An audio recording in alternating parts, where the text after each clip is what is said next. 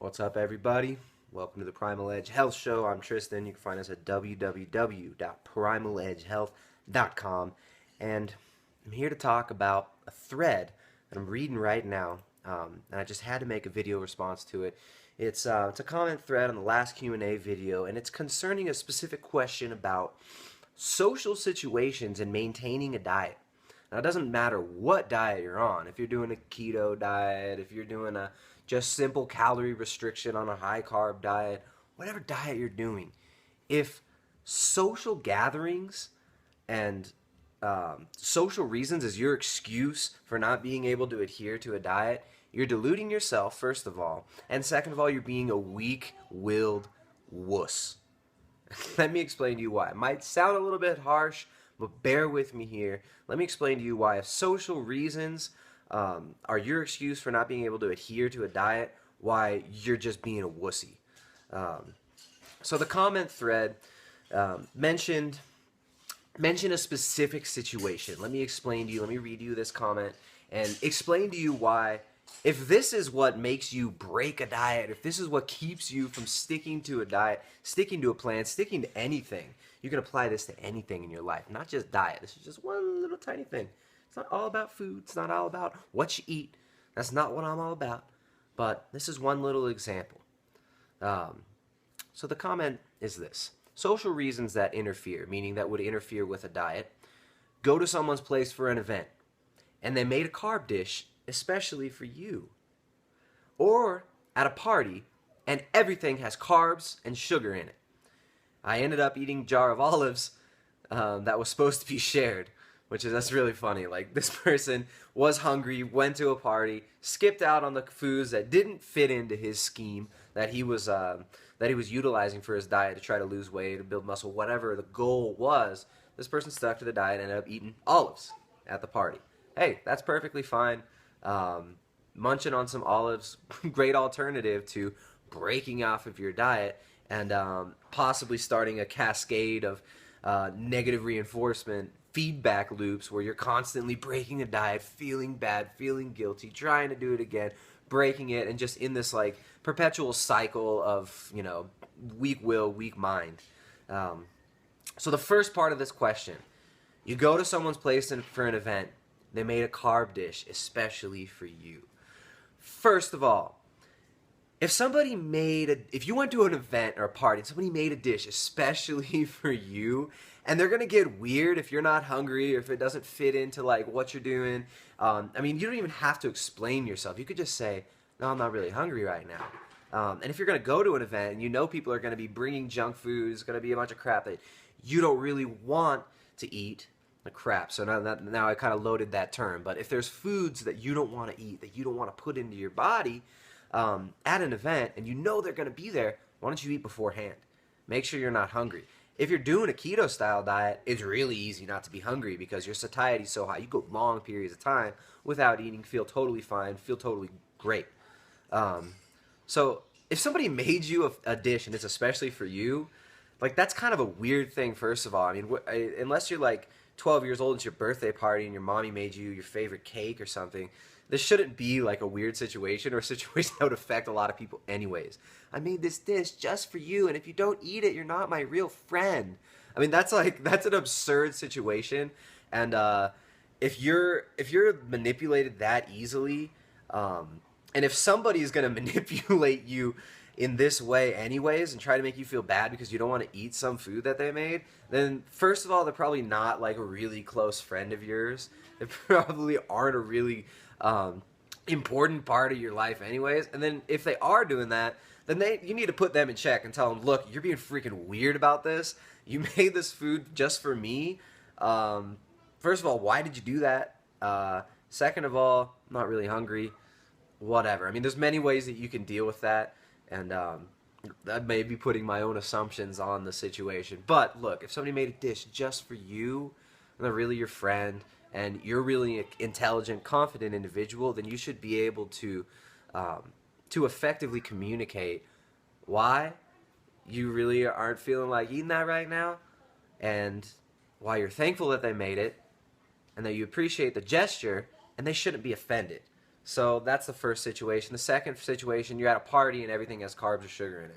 First of all, how often are you going to be at a party where everything has carbs and sugar in it? What kind of party is this? What are you, 8 years old? Like, you're going to, like, party at Chuck E. Cheese's and everyone's eating cake or something? Like, if you're a mature adult and you go to a party, yeah, there'll be foods around, there'll be drinks and stuff, but it's not like you have to eat these foods or everyone's going to ostracize you. No one cares if you eat these foods or not at a party. This is all your own mental strength that you're battling against. It's your own weak will that's trying to get you to submit to it and find little excuses to where, oh, well, if I don't eat this, then they might think I'm weird. They might think that my diet is weird, or I might have to explain myself. You don't have to explain yourself to anybody. You don't have to explain what you eat, why you eat it to anybody. If you don't want to eat something, you just don't eat it. It doesn't have to become a conversation piece. You don't have to talk about it. No one even has to notice it. I know people who've been doing a keto diet long term, and like most of their friends and family, they don't talk about it. It doesn't matter. It doesn't even come up, and most people don't even realize that these people are doing a different diet. Just because you're not eating bread with your hamburger, take the bun off your burger. This is like a normal behavior now. You go to In-N-Out Burger, you can get the protein style burger where it's just lettuce. I mean, it's not socially unacceptable not to eat bread and carbs. And if you're going to a party and you feel like you need to eat junk food, what's going on in your mind and in your being to where you can't feel comfortable unless you behave in a certain way? You should be comfortable in yourself. You should be comfortable being you, making the decisions that you make, and moving forward with them without the need to explain it to every single person. If you don't want a piece of cake, you don't have to explain why. You just don't eat the piece of cake. You want to get results on any diet you're doing. If you want to get long-term results, you have to have a strong desire to get those results. And your desire to get those results has to be stronger than your desire to please other people's illusions. We're not here to please others' illusions. We're not here to be puppets in other people's mental constructs of what we should be. You're here to we're here to manifest our real essence and to be what we really are. It doesn't matter what you eat. It doesn't matter in the grand scheme of things. So quit worrying about what other people think. If you're worried about what other people think and that's keeping you off your diet, it's like, what are you? Are you even human? Are you even how can you consider yourself a woman or a man if you're constantly bowing to the perception of others, if that's all you care about? You're not really you if you do. If you do that, you don't really care about yourself. It's funny, there's a song I was listening to the other day, it just popped up in my head, this Built to Spill song. And one of the lines in it is, and God is whoever you perform for. Your God is whoever you perform for. So who are you performing for at this party? What are you, a wind-up doll? Come on now. You don't need to worship the perception of other people and bow to it. Get out of that mind state, quit being weak, and stand with your decisions. Move forward with your decisions. Now that's just the first part of the thread. That's not even the part that got me heated up. The next part, this other guy jumps in. I made a comment. I said, I don't know about you, but I have no problem telling people no thanks. I understand the situation, but I go to social events all the time where there are foods that don't appetize me. We don't need to eat to be social. A simple I'm not hungry should suffice. You don't need to eat to be social. You don't need to get drunk at every party to be social. If you feel the need to get drunk at every party, if you feel the need to behave in certain ways so that you can be accepted, then you're missing the point of being here, being alive, in my humble opinion, or arrogant opinion. Whatever you want to think about me, it's all good, but you hear what I'm saying. And don't give me some bullshit excuse about bullshit excuse next level is a comment from this guy. He says, except who really wants to be one of these people? One of these people. What people? People who don't bow to the perceptions of others. People whose number one priority in life is not to fit into some illusion that in the end doesn't even matter to other people anyways. No one cares what you eat. No one cares if you don't eat a piece of cake. You're not going to be ostracized from a social circle because you don't eat a piece of cake. And if you do, then you're probably 12 years old. And I don't know. So he says, I'll be the first to admit The over-importance food plays in socializing is ridiculous. Good. It's ridiculous. And there actually isn't so much of an emphasis on eating for socializing. It's just a tool. We sit down at a table, we converse, we break bread together, or butter or whatever it is if you don't eat bread. The food is not the social, is not the item that we're socializing over. It's the company of others, and the food is just a tool that allows us to, to kind of connect with each other and gets us to sit down in one space for long enough time to communicate our thoughts, our ideas, our feelings, and to connect with each other. Great thing, but you don't need the food there. I mean, there's plenty of other things you could do. You could sit down, have a cup of tea like they do in England, whatever, in India, smoke hashish or something. It's like you don't need food, alcohol, or drugs to socialize. You don't need it. It's ridiculous. I didn't even finish this guy's comment. So he goes on to say, but at the same time, it can be fun to occasionally go out with friends and enjoy food, which those who are basically orthorexic would claim is inherently bad or unhealthy. So here you go. Here's the next excuse. Oh, you don't want to go out and eat donuts. You're orthorexic. All right, dude. First of all, that's a freaking ridiculous projection and an excuse to like justify your own behavior. People who don't want to eat certain foods are not orthorexic. This is freaking ridiculous. I'm so sick of hearing this thrown out there. Oh, anybody who doesn't want to eat sugar every day is orthorexic. Freaking ridiculous. Shut up with that. Doesn't make any sense.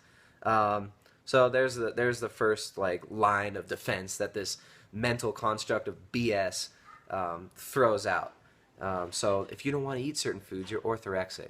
If you don't want to go out, get drunk, and eat a bunch of hamburgers, wake up in the morning, you won't be a better person for it. You're not going to be a stronger individual because you went out with your boys and you ate the foods that they want to eat. Doesn't mean anything. It means nothing. Doesn't matter to them either. You can still go out with your friends, hang out, socialize. Doesn't mean you got to eat the same freaking foods as them. This is ridiculous. Doesn't make sense. It's an excuse made by weak-willed, weak-minded people who are just being freaking wussies and making excuses for it. So then he says, which of course it's bullshit, because a person who is conscious about what they eat 90% of the time doesn't really have to worry too much about what they eat the other 10%. Here you go. All right, yes, this is true. 10% of the time, which would mean like, I don't know, every 3 days you have one meal where it's whatever, junk food or whatever, that would be fine for most individuals. That doesn't mean that every person needs to do that. Me, myself, I don't even care for that. Like, yeah, every once in a while I'll go off my diet, I'll eat something. I don't feel bad about it. It doesn't make me feel like crap. I just get back on. I keep on going. That being said, there's no benefit to doing that. This doesn't like, oh, it keeps the orthorexia away if I eat a Pop-Tart every 3 days. The freaking hell are you talking about? This is the stupidest justification I've ever heard. Anyways, I'll keep going with this. So yeah, all right, look, if you're eating good 90% of the time, 10% of the time, you shouldn't have to worry about it. Yes, you can go out with your friends, you can eat whatever foods, do whatever you want every once in a while, and you'll still get good results on your diet as long as you stick with it. This is a true statement. This doesn't mean that that is needed. This doesn't mean that you can't go out with your friends. I mean, how often are you going out and like socializing anyways? If you're going out with your boys or your girls or whatever 3-4 times a week, what kind of man or woman are you anyways? Like, shouldn't you be building something with your life? I mean, yes, going out and socializing is great, but if you've got a family, if you're an adult, you shouldn't be going out getting smashed and eating shit food more than like once a week, once every couple weeks. And even that, when it becomes like, why are you doing this? Why do you feel the need to submit to these behavioral patterns that aren't really benefiting your life anyways? What are they bringing to you? So whatever, if some people get temporary boost in their happiness and they feel good and they feel accepted or whatever, and that's the main goal in life, then that's fine, go for it. But if you're trying to grow as an individual and be a strong person and build something with your life, you're going to have a stronger will than that will not submit to the desires of other people to fit in. It's not about fitting in. If you're worried about fitting in, you're not going to get anywhere in life. You're not going to accomplish anything in your life. That's all you're worried about. So, all right, I'll keep going. Then it gets even worse. It gets even more loaded. So then he goes on to cry and complain about whatever paleo, keto, low carb gurus, I call them charlatans, is that the neurotic stress they instill in people over food is probably worse than some of the foods they religiously rail against. The low carb community has almost no credibility in my eyes at this point because a lot of what it promotes is simply bullshit that many have accepted as truth simply because it's been repeatedly pounded in their heads by people who really have no clue what they're talking about. Stephanie Person and Jimmy Questbar Moore are just two examples of this. First of all, what's up with attacking people? What's up with the need for everybody to break other people down? It's like, look, just because Stephanie takes an approach that's more strict than most people doesn't mean it's invalid for all people. There are some people who need to be more restrictive with their diets because they've got health issues and whatnot. And I'm not going to sit here and like argue over minutia, but this is, I mean, bashing Jimmy Moore, all right, that's fine. Whatever. The dude's like obviously obese still and spouting about some healthy diet, but come on, why are you going to attack Stephanie? She's out there doing her thing. I don't see any reason to attack what she's doing, just because you might disagree with some things that she says. But here's what I'll say about this whole thing about like orthorexia and spreading fear over foods. For some people, their behavioral patterns and their addiction to these behavioral patterns are so gnarly that they kind of have to be pretty restrictive with their diet, at least for a period of time. Now, everybody doesn't have to do that. You and I can obviously, you and I don't even know who you are. You're just some dude who comments on almost every video I freaking make and writes these long expositions of personal projections and whatnot. But anyways, you and I may not have to be so strict, but other people, it may be helpful for them. So projecting what works for you on everybody is never valid. And I will say that over and over again. Taking people's word for granted and just taking people's word for gospel is stupid. Don't take anything I say as just gospel truth. Do your own research. Look these things up. Learn how to do your own research. People don't even understand how to research, how to read scientific publications and journals. I mean, it's the same thing with everything. With history, sociology, anthropology, you got to do your own research if you want to come to an understanding of things. Don't just take other people's dogma for granted. Yes, other people have dogma. That doesn't, just because some people are more restrictive than you or I believe is necessary, doesn't mean that everybody who talks about low carb is a zealot. It's like, this is BS. Look, ketogenic diet is not dietary Nazism. It's not, doesn't have to be super restrictive. You can have a big fat bowl of cream and berries and still be in ketosis if your body type is a certain way and your other behavioral patterns are lined up in a certain way. You can break out of keto however often you want, pop right back in after you're well adapted. You've been doing it for a while. It's not about restriction, Nazism, and ruining your social life. Look, if your social life revolves around eating junk food, that's not your social life. That's a justification of a stupid pattern of behavior that you've submitted to and made a part of your life. That's not you. That's not your social life. It's just a stupid behavioral loop that keeps you reinforcing these behaviors over and over again, and it's useless. It doesn't serve you.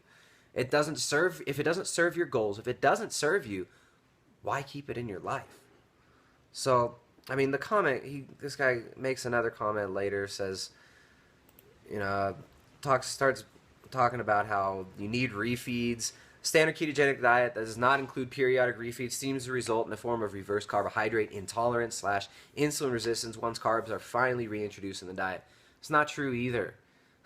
There's like, people take what they think is true, they take what they want to be true, and then they form these thoughts and opinions to justify this preconceived notion. You don't need refeeds. There's no like reason why you need them. If it helps you adhere to a diet, that's fine. Do it. But to sit here and say that everybody needs to do it just like you, and that's not what I'm doing either. I'm not saying everyone needs to do it just like me.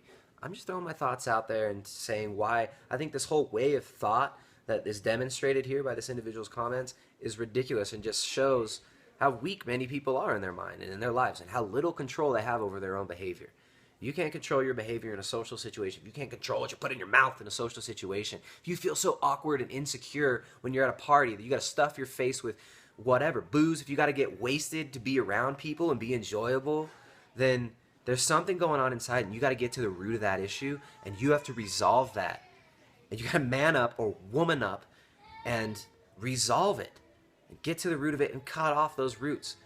Because the branches of that plant or tree or whatever are just rotten. They're just rotting your real true essence away, and you got to get rid of it. So yeah, I mean, this whole thing about if you don't do refeeds you're going to get carb intolerance, this is not true. This is not true at all. Many people a lot of people on a ketogenic diet are extremely insulin sensitive. When they eat carbohydrates for a day, they just blow up.